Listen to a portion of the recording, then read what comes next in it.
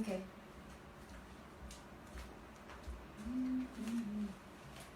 Just far away from you, though. Should I sit here, right? It's making space for nodding. You Oh, can't actually, sit that's here if nice. you want. Do you want this thing? It looks quite Oh, awesome. do you want that thing? Mine is here for me. I think. Oh dear. You have a pillow and I don't. Sorry, life's not fair. Okay. Oh, you want this pillow though? You should hug this pillow. It's quite meaningful. This pillow.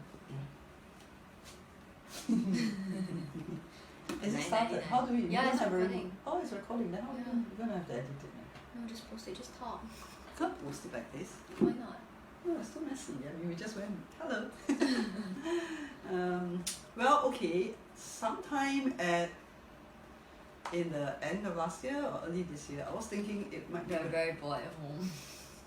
no, I was thinking it might be a good idea to do a series of videos with my Here With daughter on, just parents and teen young adult relationship stuff. So we brainstorm a couple of ideas. I talk about trust, communication, boys, man, boys/man.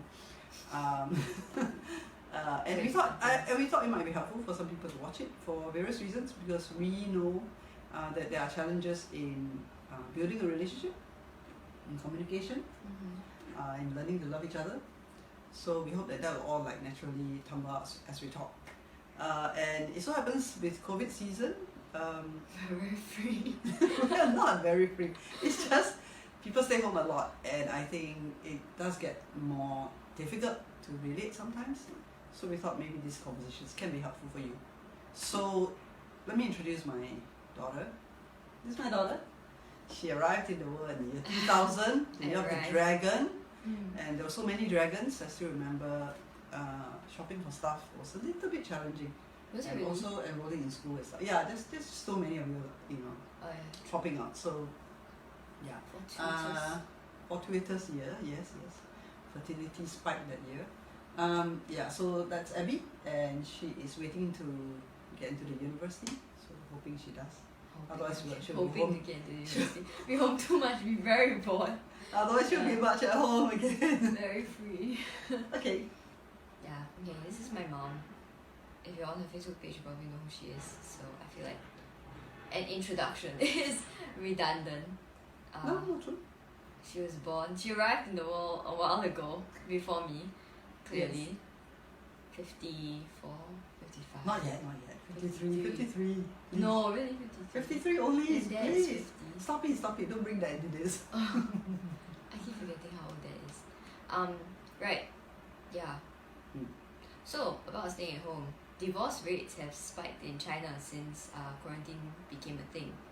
Because apparently when people are at home a lot, it really puts stress on relationships and marriages and stuff. So But why is that so, you think? so okay, on the side note, another article, what's so sad is that apparently smoking shisha, which is like that cigarette pipe thing, I'm pretty sure you know what shisha is if you're an adult, unlike me, in the Middle East became illegal because of safety measures, right, and social distancing. So a lot of men started complaining that they don't want, and this was on the news, that they don't want to do it themselves because to escape their wives, they will all go smoke shisha so they could breathe. But now they can't smoke shisha and they're stuck at home, and so everyone's very stressed. And it made the news. It made headlines that there were so many people complaining about not being able to smoke shisha. So it was interesting. I think read it's that this morning, because in certain countries like this, smoking shisha is part of the lifestyle. Yeah, So it's like cultural thing. When I was in Jordan, right, you go to a restaurant and then they'll automatically offer you a shisha after. It was like washing your hands. It was to end the meal, we smoke together. I mean, it's cute communal spirit. Yeah. But we know shisha is quite high nicotine. How many times? It's 500 cigarettes or something. I don't know, that's just a number. My friend told me. Okay. I don't know if it's accurate, but it's obviously bad for you, I guess, if it's smoking. So yeah. Yeah, you're just Protect your lungs, inhaling guys. the. Oh my goodness, especially because of vapors, COVID, right? Protect your lungs, y'all. Sorry, what was your question? So my question is, why when people stay together more? What's with the divorce rate? What's with the stress? What did you You're do? the pastor. I mean, are you stressed? No, very chill. I just stay at home. I've been interning from home, so it's quite cool that I can kind of be productive-ish at home. Yeah. Why are people stressed? You mean the general population? Yeah, People why in China. the people getting Why the divorced? divorce rates Yeah, are. what do you think? How's that cooked up at home? Like if usually your day is like 50% you see it, not even 50%, if you work a 9 to 5, right, you maybe see your partner like what, 3 hours at night, maybe you'll watch a Netflix show, then you'll talk a little bit if you're lucky, and then you sleep. If you don't have kids, I presume, if like you take care of the kids and you probably don't even talk. But then now you're just at home with all this time, and then you have to talk, and then what if you don't like actually get along that well, or maybe after, I don't know, 20 years you're actually bored with the person already. Yeah, I don't know. Can you get bored of a person? I used to think, right, that you eventually get bored of the person you're married to, because I mean there's only so much that you can find out / know about a person, because you're not God, right? So you can't know them like 100%. You can at best maybe know them like 99.9%. And then once you've discovered the 99.9%, there's nothing new to discover, and the person just becomes boring. Like subconsciously, right, you start to take them for granted, even if you don't mean to, or even if you don't want to. Like you just get used to it, and it just becomes something very familiar, like your couch. You know, you just sit on it and you don't appreciate like it your dad, anymore. no, he's like the couch. That is a couch. Just sit around, you don't appreciate it anymore. Even if it's a really good couch, you still get used to it. It's just like a human condition of like taking things for granted when they become familiar lah. But then at the same time, right, because humans are not stagnant, they're like constantly growing and changing. I feel like there might always be something new to discover if your partner is someone who's constantly growing and changing. Because you constantly be discovering new things about them.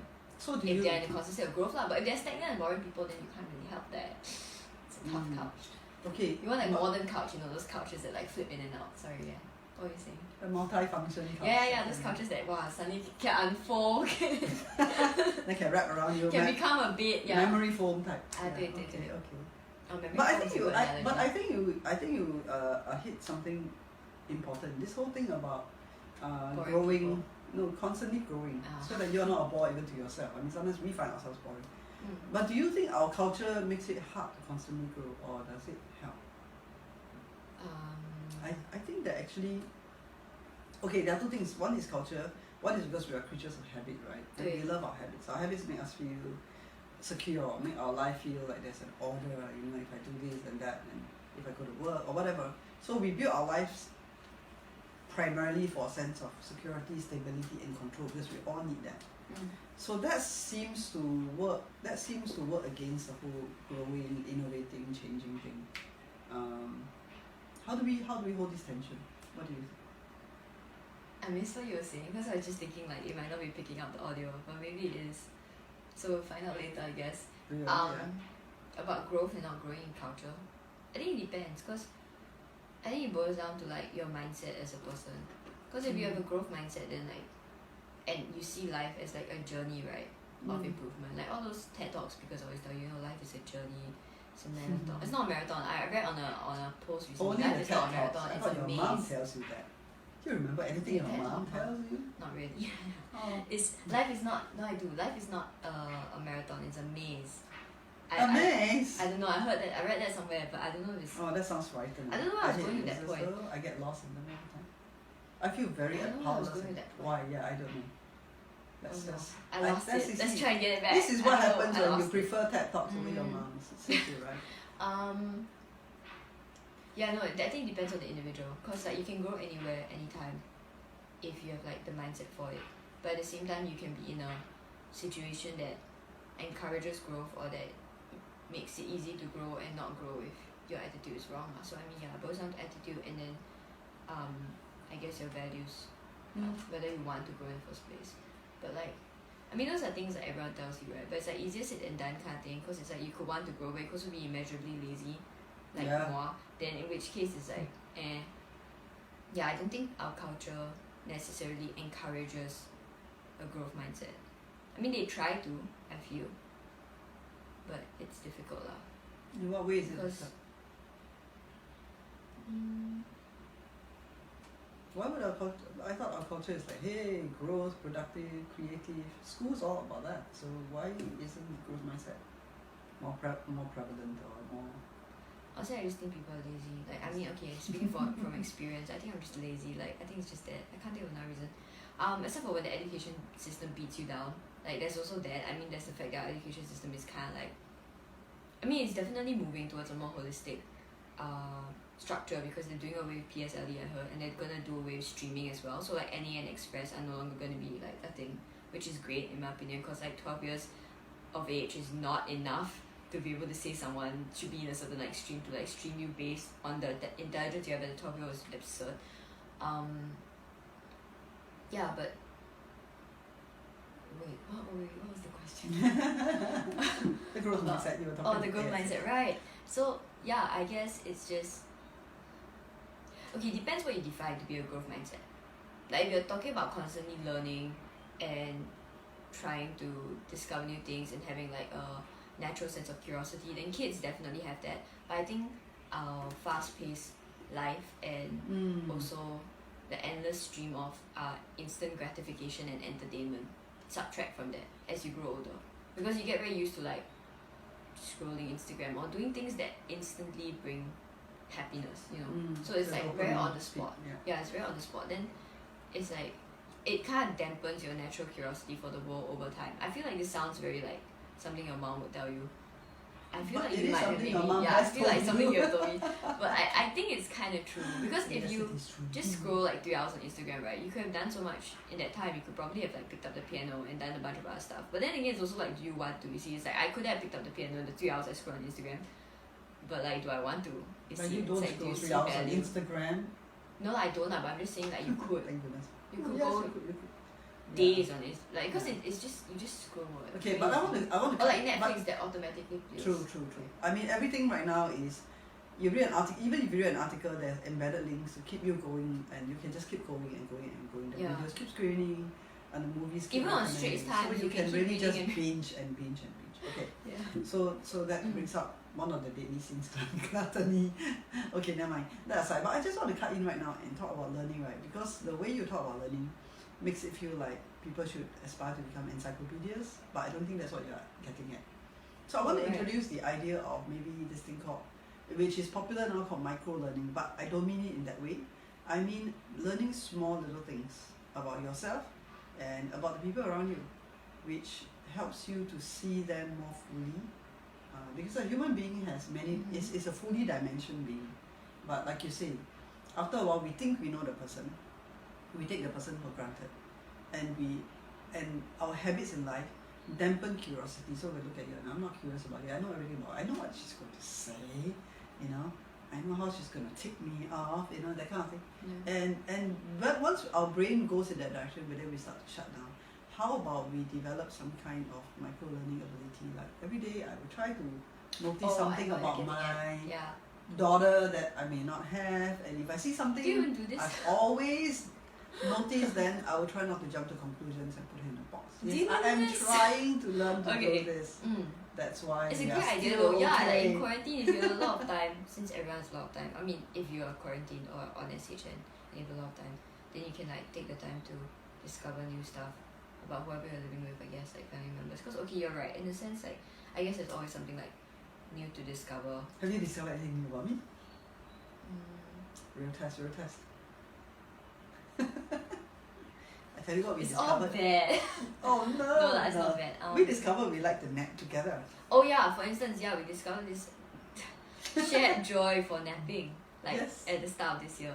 Like naps are so good. I highly recommend it. Like not 10-minute naps, I'm talking like 3-4. She will like lie down for 10 minutes, but I'll like knock out for like 4 hours. It's great.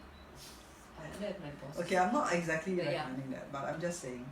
It's like we decided at a certain time, hey, it's a you know what? bonding We're kind of like tired. Let's just go family. lie down and rest for a while, you know. And sometimes we just end up asking each other questions, telling jokes. You just talk and then you fall asleep.